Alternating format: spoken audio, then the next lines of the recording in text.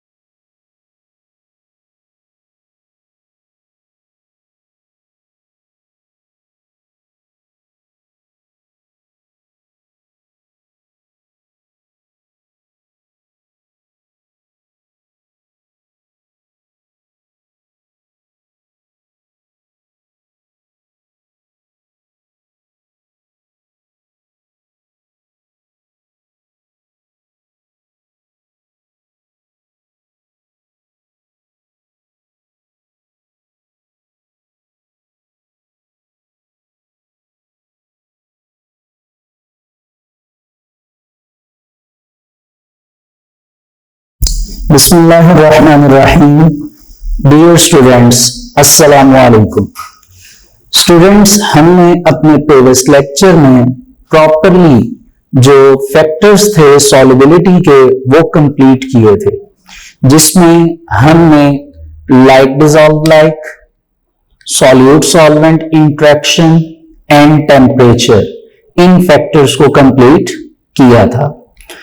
आज स्टूडेंट्स आप अपनी टेक्स्ट बुक के पेज नंबर 107 पर अगर आ जाएं तो आपको यहां पे एक topic and the name of the topic is comparison of solution, suspension and colloid, ये टॉपिक नजर आएगा। तो देखिए ये तीन आपके पास टर्म्स हैं। The first one is the solution, जो कि हमने चैप्टर के स्टार्टिंग में भी जिसकी डिस्कशन की थी।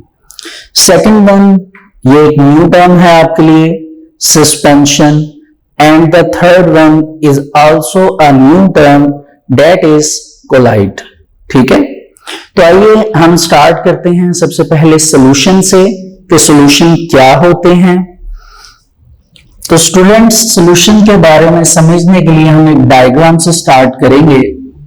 फॉर एग्जांपल, ये हमारे पास एक बीकर है, जिस बीकर में हमने वाटर को लिया है, ठीक है, और उस वाटर के अंदर हम कोई भी कंपोनेंट ऐड करते हैं। क्या चीज ऐड करते हैं? कोई भी कंपोनेंट। फॉर एग्जांपल, वो कंपोनेंट हमारे पास इंक है। क्या चीज है? इंक।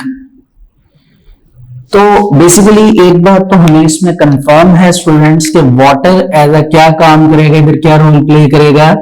एज अ सॉल्वेंट, ठीक है, और इंक एज अ क्या रोल प्ले करेगी? Solute.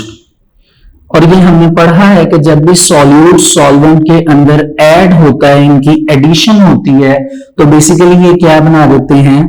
Solution.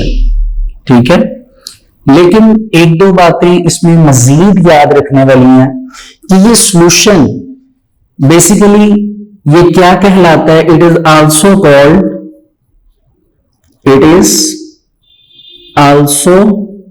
Called true solution.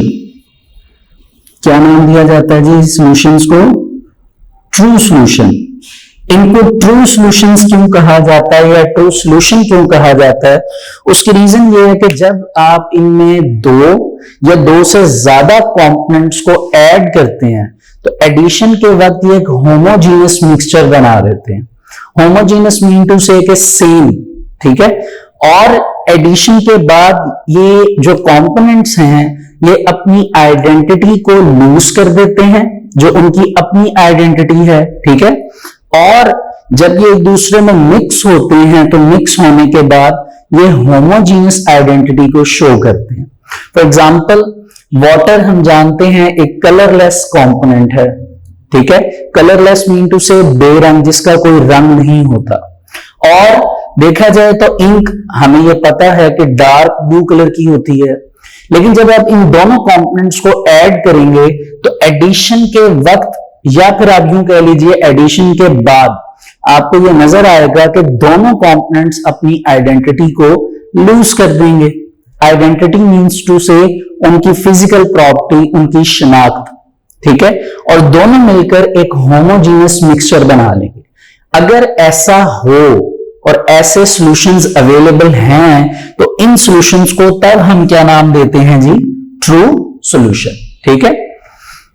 तो ये सिंपल से छोटा सा आपके पास टॉपिक है सॉल्यूशन का, तो आइए इसको रीड कर लेते हैं। सॉल्यूशंस क्या हैं जी? Solutions are the homogeneous mixtures. Homogeneous को आप अंडरलाइन करके यूनिफॉर्म भी लिख सकते हैं। यूनिफॉर्म मींस सेम, ठीक है।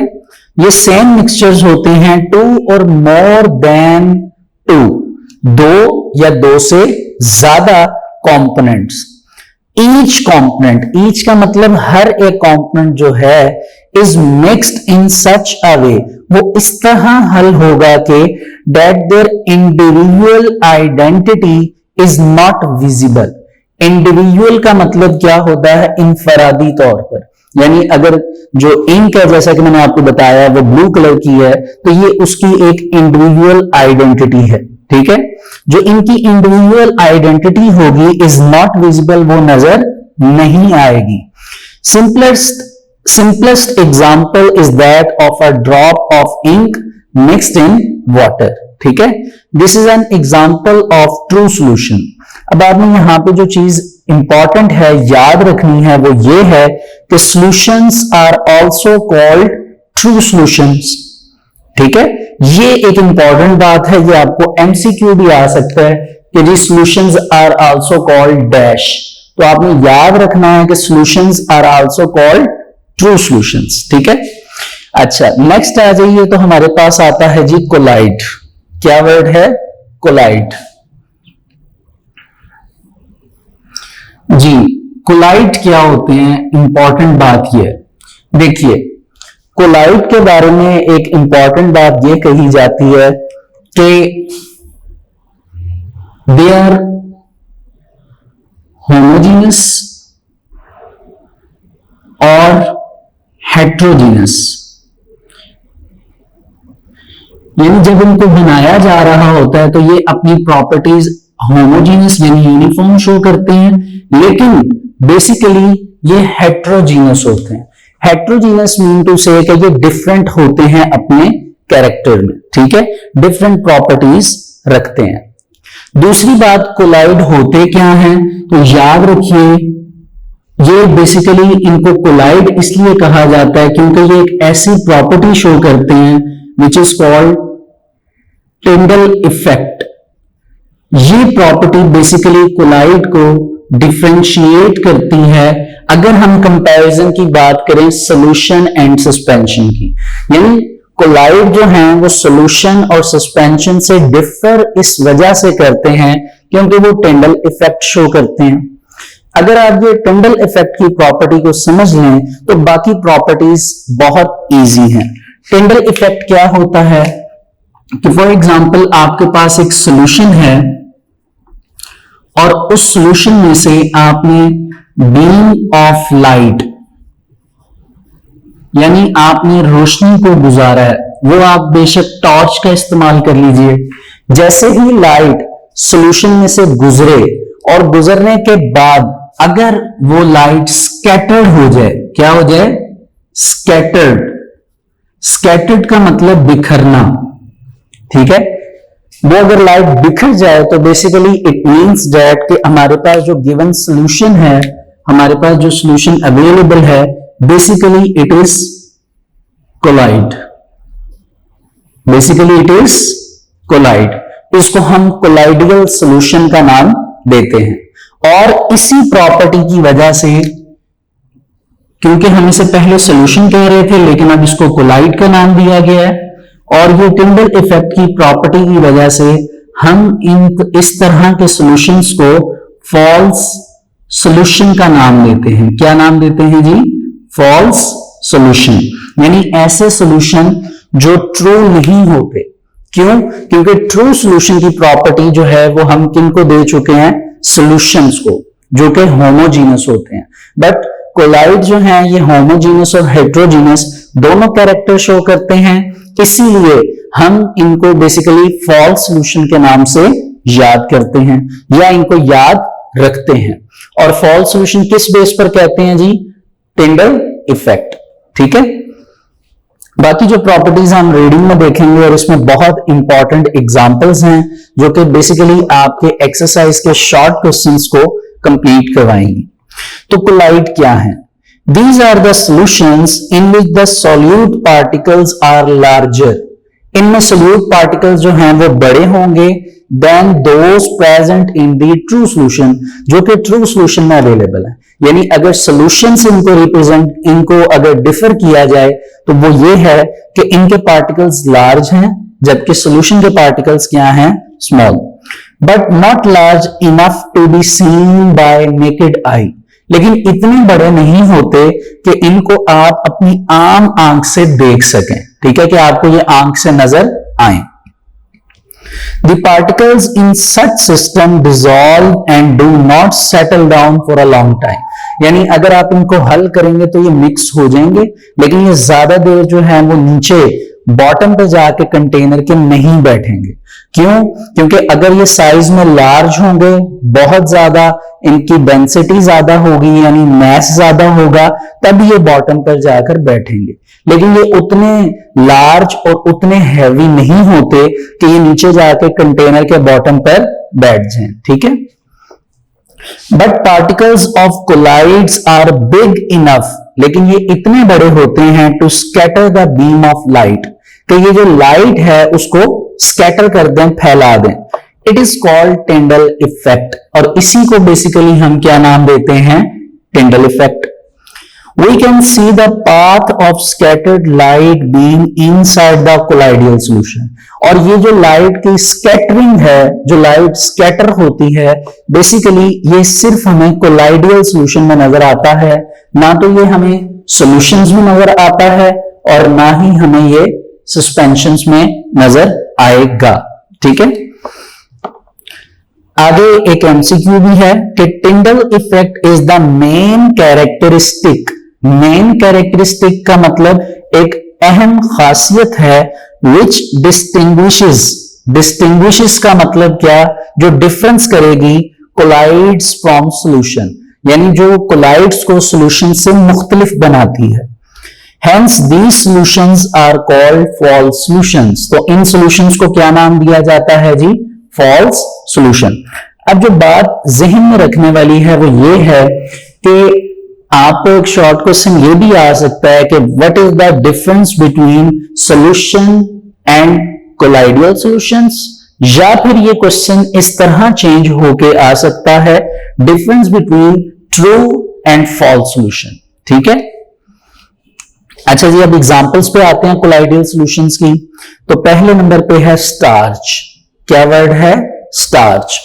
स्टार्च क्या है आपको पता होना चाहिए, तो याद रखें starch is basically the complex form of carbohydrates, यानी जो हमारे पास कार्बोहाइड्रेट्स होती हैं बेसिकली उनकी जो कॉम्प्लेक्स फॉर्म है वो स्टार्च होती है। और स्टार्च को हम केमिस्ट्री में एग्जाम्पल के तौर पर लिखते हैं polysaccharides.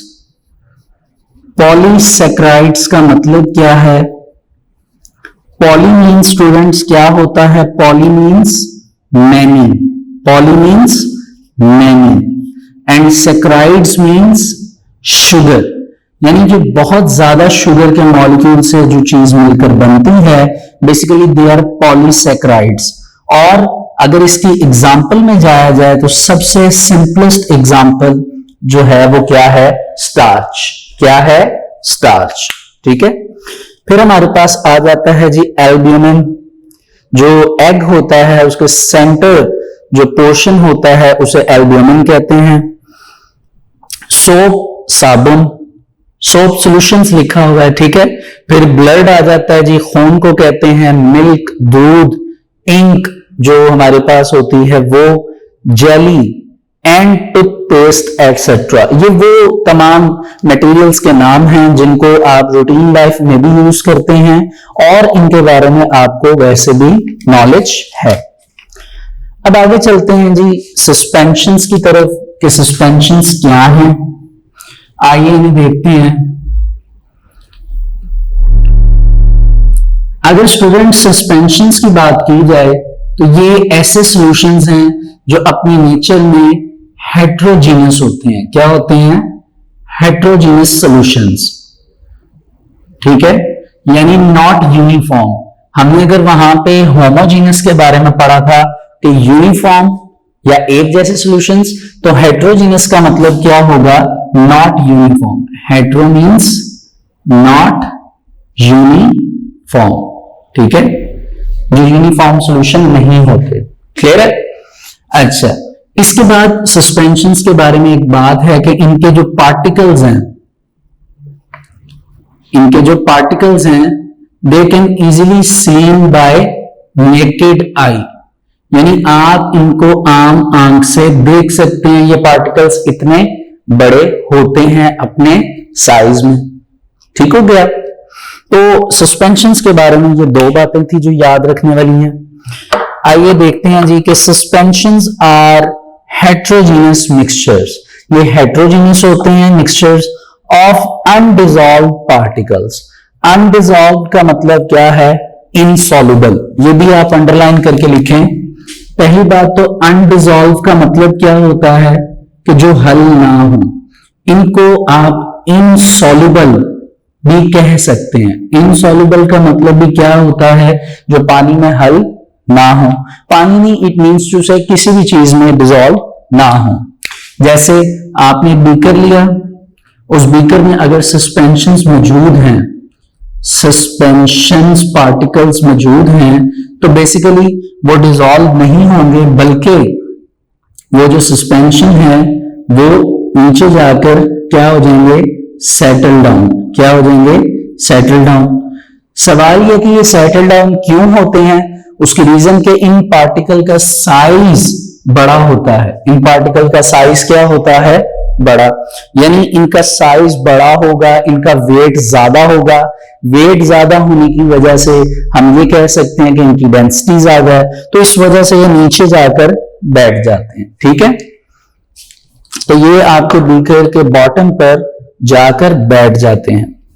Suspensions are heterogeneous mixtures of undissolved particles in a given medium. Given medium से मुराद कि जिस भी चीज में वो डिसॉल्व होंगे, उसमें मीडियम वाटर भी हो सकता है, कोई दूसरा सोल्यूशन भी हो सकता है।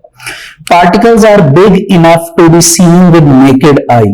पार्टिकल इतने बड़े होते हैं कि आप उनको आम आंख से देख सकते हैं।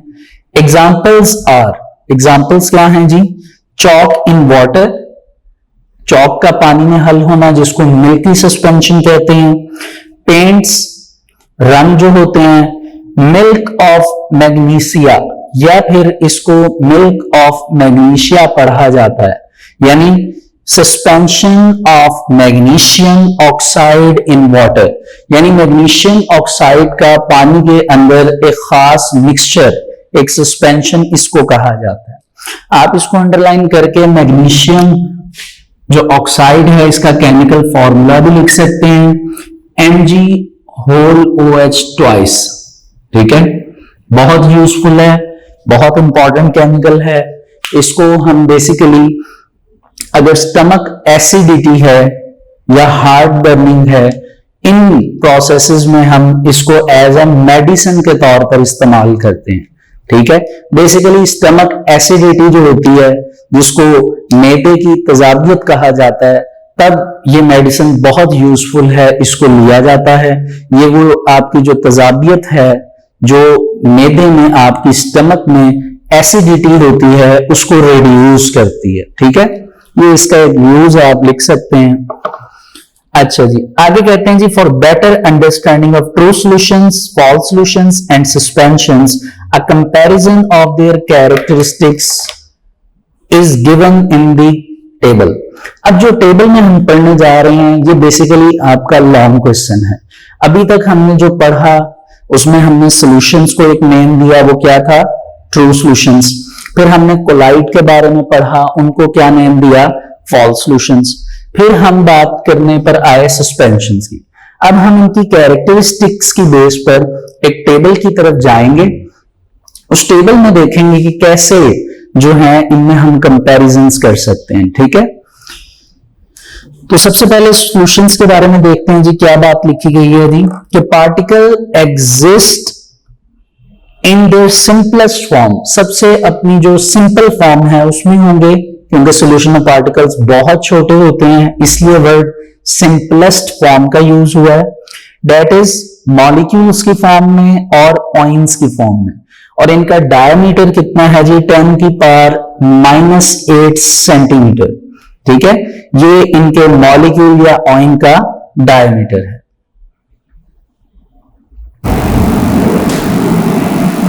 जी स्टूडेंट्स, तो इसमें टेबल 6.2 है आपके पास। हेडिंग जो है वो comparison of the characteristics of solution, colloidal and suspension. तो स्टूडेंट्स, इस टेबल में अगर आप देखें तो आपको 3 कॉलम्स बने हुए नजर आएंगे और 5 रोज बनी हुई नजर आएंगी। अब देखिए, ये लॉन्ग क्वेश्चन है। ये क्वेश्चन आपको कोई एक भी आ सकता है। फॉर एग्जाम्पल, वो आपको ये कह सकते हैं कि right the characteristics of solutions, ठीक है, या सस्पेंशंस। ठीक है, तो अभी तो हम इनको एक साथ ही इनके कंपैरिजंस को देखेंगे, क्योंकि हमने कंपैरिजन को समझना है। ठीक है, लेकिन जब आप इसको याद करेंगे तो आपने इनको सेपरेटली याद करना है, क्योंकि 5 मार्क्स का लॉन्ग क्वेश्चन या 4 मार्क्स का लॉन्ग क्वेश्चन आता होता है। चलिए सॉल्यूशन से स्टार्ट करते हैं।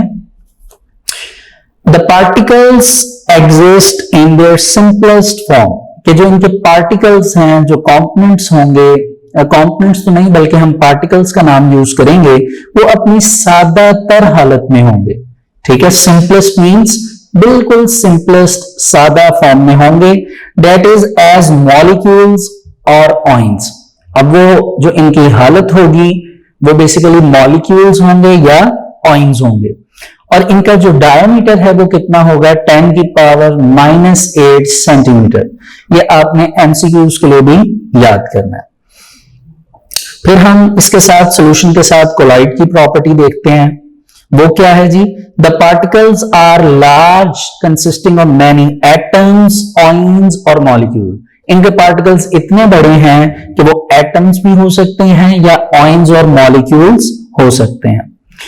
इसमें स्टूडेंट्स ऑइन से मुराद क्या है ये आपको पता होना चाहिए कि जो एटम्स हैं जब वो अपने अंदर से चार्जेस को लूज या गेन करते हैं तो ऑइंस बनते हैं। इसी तरह जब मॉलिक्यूल अपने में से इलेक्ट्रॉन्स को लूज या गेन करते हैं तो मॉलिक्यूलर ऑइंस बनते हैं। ठीक है, ये आपने फर्स्ट चैप्टर में भी पढ़ा हुआ है। देन सस्पेंशन की प्रॉपर्टी पर आते हैं। The particles are of large size, इनका साइज बड़ा होता है। दे आर लार्जर देन 10 की power raise -5 centimetre in diameter, यानी इनके पार्टिकल्स देखे जाएं तो ये साइज में बड़े हैं। ठीक है, अब देखिए जो पहला पॉइंट हमने तीनों का कंपैरिजन में देखा वो बेसिकली साइज का था। नेक्स्ट है जी सॉल्युबिलिटी, कि वो किस हद तक हल होते हैं। तो सॉल्यूशंस के बारे में क्या है जी कि पार्टिकल डिसॉल्व यूनिफॉर्मली। यूनिफॉर्मली का मतलब सेम जो है वो होगा through out and form a homogeneous mixture, यानी ये हमेशा सेम कंसंट्रेशन से एड अप होते हैं और इनकी जो कंसंट्रेशन है, मिकदार है, उस बेस पर ये होमोजीनस कहलाते हैं। Homogeneous mean to say same composition. Colloid के बारे में क्या लिखा है जी कि colloid appears to be homogeneous but actually it is a heterogeneous mixture, के होते दिखने में ये होमोजीनस हैं लेकिन इनकी प्रॉपर्टीज की बेस पे देखा जाए तो ये हेट्रोजीनस है। इसलिए यहां पे मैंने लिखा था कोलाइड जो हैं ये होमोजीनस और हेट्रोजीनस। ठीक है, फिर ये बताया गया है कि hence they are not true solution, कि ये ट्रू सॉल्यूशन नहीं है, क्योंकि ट्रू सॉल्यूशन होने के लिए इनको सिर्फ होमोजीनस होना चाहिए था। Particles do not settle down for a long time, particles ज्यादा देर नीचे नहीं बैठते क्योंकि इनका साइज सॉल्यूशन से बेशक बड़ा होता है लेकिन सस्पेंशन की निस्बत इनका साइज छोटा है। ठीक है, therefore colloids are quite stable. ठीक है, तो ये काफी मुस्तहकम होते हैं, बैलेंस होते हैं। सस्पेंशन के बारे में क्या है जी कि पार्टिकल रिमेन अनडिजॉल्व्ड। अनडिजॉल्व्ड का मतलब क्या है? इनसॉल्युबल, यानी हल ना होना। पार्टिकल्स इनके हल नहीं होते and form a heterogeneous mixture, और कौन सा मिक्सचर बनाते हैं? Heterogeneous. Particles settle down after some time, और जैसे ही इनको ऐड किया जाता है इनके पार्टिकल्स कुछ देर के बाद सेटल डाउन हो जाते हैं क्योंकि उनका वेट, डेंसिटी वगैरह ज्यादा है। इसकी वजह से वो नीचे जाकर बॉटम की जो बेस है, बॉटम पर बीकर की, वहां पर बैठ जाते हैं। ठीक है, तीसरे नंबर पर सॉल्यूशन में देखा जाए तो अब पार्टिकल के साइज की बात की जा रही है।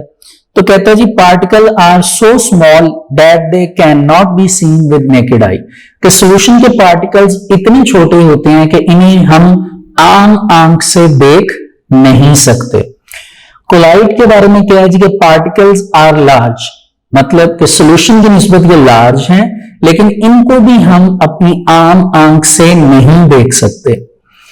सस्पेंशंस के बारे में बताया गया कि पार्टिकल्स आर बिग, कि पार्टिकल्स बड़े होते हैं, इनफ, इतने, to be seen with naked eye, कि हम इनको आम आंख से देख सकते हैं। ठीक है जी, अब आता है जी फिल्ट्रेशन की हेडिंग बन सकती है इस पॉइंट पे कि अगर सॉल्यूशन है तो क्या ये फिल्टर हो सकता है? जी बिल्कुल हो सकता है। क्यों? देखिए, फिल्ट्रेशन एक ऐसा प्रोसेस है जिसमें हम अपने सॉल्यूशन को फिल्टर करते हैं। ठीक है, क्या करते हैं? फिल्टर करते हैं। अब इसके लिए हम यूज करते हैं फिल्टर पेपर। फिल्टर पेपर में से जब आप सॉल्यूशन को गुजारेंगे, किसको? सॉल्यूशन को, तो लिखा हुआ है, आप पॉइंट को देखिए कि solute particles can pass easily through a filter paper, कि जो सोल्यूट पार्टिकल्स होंगे वो फिल्टर पेपर में से इजीली पास कर जाएंगे क्योंकि इनका साइज क्या होता है? छोटा। ठीक है, इसी तरह अगर आप कोलाइड के बारे में देखें तो ये सॉल्यूशन की निस्बत तो इनका साइज बड़ा होता है लेकिन फिल्टर पेपर की निस्बत देखा जाए तो इतना छोटा होता है कि वो भी इजीली क्या कर सकते हैं? पास कर सकते हैं। तो इनके बारे में क्या बताया गया कि जी although particles are big but they can pass through a filter paper. जी, सस्पेंशन के बारे में क्या है? देखिए, हम ऊपर से सस्पेंशन के बारे में पढ़ते आ रहे हैं कि सस्पेंशन का साइज बड़ा होता है। अब जाहिर सी बात है, अगर साइज सस्पेंशन का बड़ा है, उनके पार्टिकल्स का साइज बड़ा है, तो फिल्टर पेपर जो है वो उसको स्टक कर देगा, उन पार्टिकल्स को रोक देगा, वो फिल्टर पेपर में से पास नहीं हो पाएंगे। तो क्या लिखा हुआ है जी कि solute particles can not pass through the filter paper. ठीक है, लास्ट पॉइंट पे स्टूडेंट्स टिंडल इफेक्ट की हेडिंग बन सकती है। टिंडल इफेक्ट क्या है? ये हम स्पेसिफिकली बड़े ही गौर से कोलाइडल सॉल्यूशन में पढ़कर आए हैं कि कोलाइडल सॉल्यूशन ऐसे सॉल्यूशन हैं जिनको हम फॉल्स सॉल्यूशंस का नाम देते हैं। दूसरा, इनको फॉल्स सॉल्यूशन कहने की रीजन बेसिकली एक ऐसी कैरेक्टरिस्टिक है जिसकी वजह से कोलाइडल सॉल्यूशन जो हैं वो सॉल्यूशन एंड सस्पेंशन से डिफर हैं, और वो कैरेक्टरिस्टिक बेसिकली क्या है? वो है टिंडल इफेक्ट। अब टिंडल इफेक्ट के बारे में हमने पढ़ा थोड़ी देर पहले इस लेक्चर में कि ऐसा इफेक्ट जिसकी वजह से अगर सॉल्यूशन में से बीम ऑफ लाइट, यानी जो लाइट है वो स्कैटर कर जाती है, इट मींस दैट जो गिवन सॉल्यूशन है वो कोलाइडल सॉल्यूशन है। अगर लाइट स्कैटर नहीं होती तो वो आपके पास बेसिकली होगा सॉल्यूशन। और क्योंकि हम ये जानते हैं कि जो सस्पेंशन है उनके मॉलिक्यूल जो सॉल्यूट हैं उनका साइज बड़ा है, तो लाइट जैसे ही आएगी वो लार्ज साइज मॉलिक्यूल जो सस्पेंशन के हैं वो बेसिकली उस लाइट को ब्लॉक कर देंगे। ब्लॉक का मतलब कि उनका रास्ता रोक देंगे। तो ये बेसिकली आपका लास्ट पॉइंट है। इसे देख लेते हैं जी। सॉल्यूशन में क्या लिखा गया है कि पार्टिकल्स आर सो स्मॉल, कि पार्टिकल्स बहुत ज्यादा छोटे हैं, that they can not scatter the rays of light, कि वो आपकी जो लाइट की रेज है उन्हें स्कैटर नहीं कर सकते। Thus do not show Tyndall effect, इसीलिए वो Tyndall effect नहीं शो करते। कोलाइड के बारे में बाद में पढ़ेंगे, पहले सस्पेंशन का पॉइंट सुनिए कि पार्टिकल्स आर सो बिग, कि सस्पेंशन के पार्टिकल बहुत बड़े हैं, दैट के light is blocked and difficult to pass, कि लाइट जो है वो उनमें ब्लॉक हो जाती है और पास होना उसका क्या है, मुश्किल। कोलाइडल सॉल्यूशन के बारे में देखें तो क्या लिखा गया है जी कि particles scatter the path of light rays, यानी वो लाइट को स्कैटर कर सकते हैं पार्टिकल्स, दस emitting the beam of light, और उनमें से लाइट जो है वो एमिट हो सकती है, निकल सकती है। That is exhibit the Tyndall effect. Exhibit का मतलब क्या है, शो करना, जाहिर करना।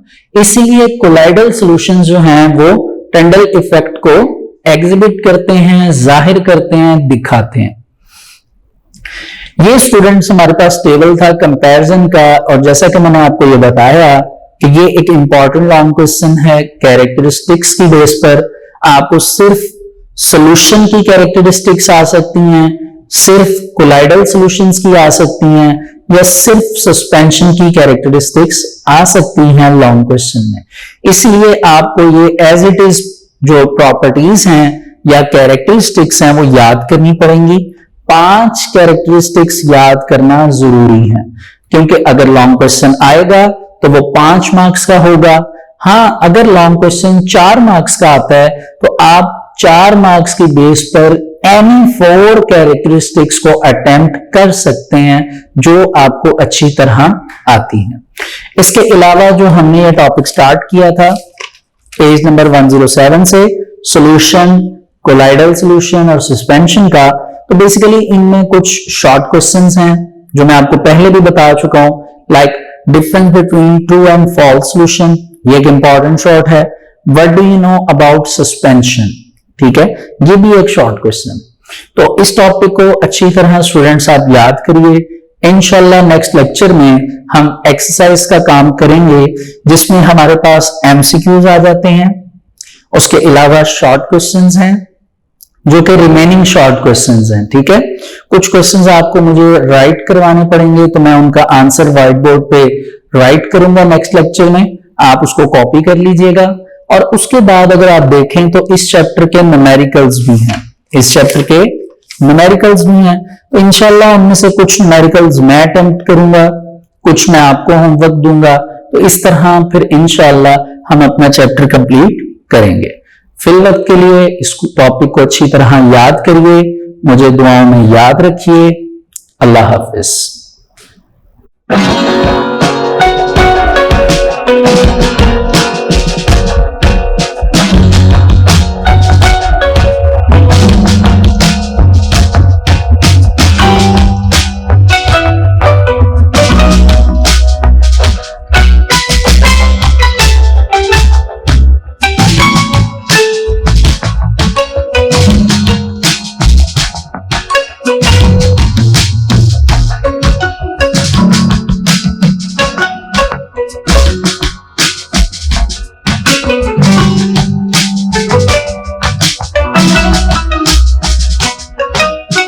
Thank you.